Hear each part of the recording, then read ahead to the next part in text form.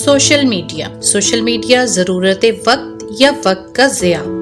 Social media کی اہمیت اور ضرورت سے تو ہم سبھی واقف ہیں۔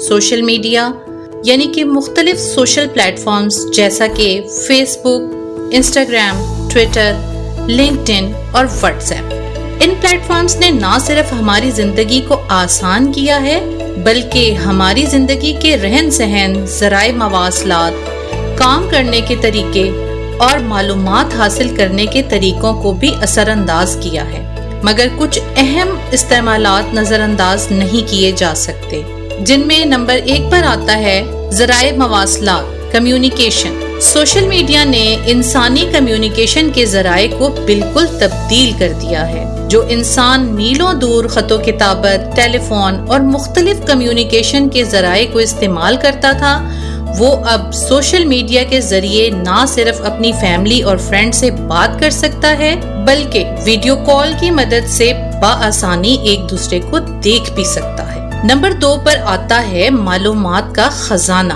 یعنی کہ ورلڈ آف انفارمیشن۔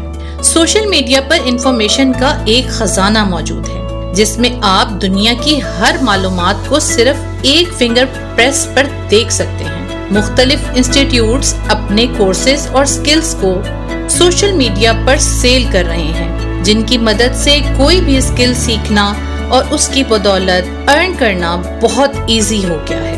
نمبر 3 پر ہے مارکیٹنگ اینڈ بزنس ڈیولپمنٹ یعنی کہ کاروبار اور تشہیری ترقی۔ سوشل میڈیا نے کاروباری افراد کے لیے ایک نئی راہ کھولی ہے۔ کسی بھی انفرادی کاروبار یا خدمت کو بڑے پیمانے پر لوگوں تک پہنچانا اور نئے کسٹمرز کو حاصل کرنا اب کافی آسان ہو گیا ہے۔ اس کے علاوہ سوشل میڈیا کے فوائد میں personal branding, self growth, socialisation, learning and earning opportunities بھی شامل ہیں۔ سوشل میڈیا نے آج کے انسان کے لیے وہ سب کچھ آسان کر دیا ہے جو پچھلے زمانے میں شاید خواب و خیال کی باتیں تھیں۔ ان سب پازیٹیو ایفیکٹس کے برعکس سوشل میڈیا کے بہت سے نیگیٹو ایفیکٹس بھی ہماری ڈیلی لائف کو متاثر کر رہے ہیں، جن میں سر فہرست ہے ایڈکشن یعنی کہ سوشل میڈیا کو استعمال کرنے کی عادت یا لت۔ سوشل میڈیا جہاں ارننگ کا سمندر ہے،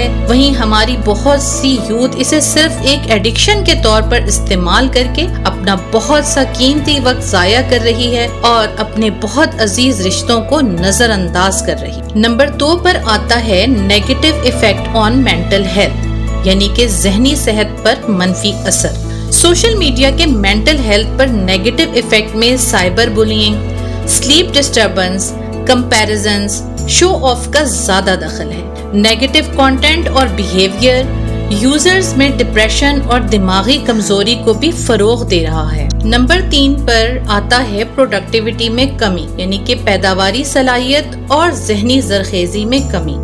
ہماری یوتھ اپنی ڈیلی لائف کا ایک بڑا حصہ سوشلائزیشن میں گزار رہی ہے، جس کی وجہ سے پروڈکٹیوٹی اور تعلیمی نتائج کافی حد تک متاثر نظر آ رہے ہیں۔ نتیجتاً ہمارا ملک دور جدید کی حاصل کرتا کامیابیوں کی لسٹ میں بہت نیچے ہے۔ آخر میں یہی کہا جا سکتا ہے کہ ہمیں اپنے اسکرین ٹائمنگ پر نظر رکھنی چاہیے اور اپنے سوشل سرکل میں ان لوگوں کو شامل کرنا چاہیے جو ہماری موٹیویشن اور مینٹل گروتھ میں کردار ادا کر سکیں۔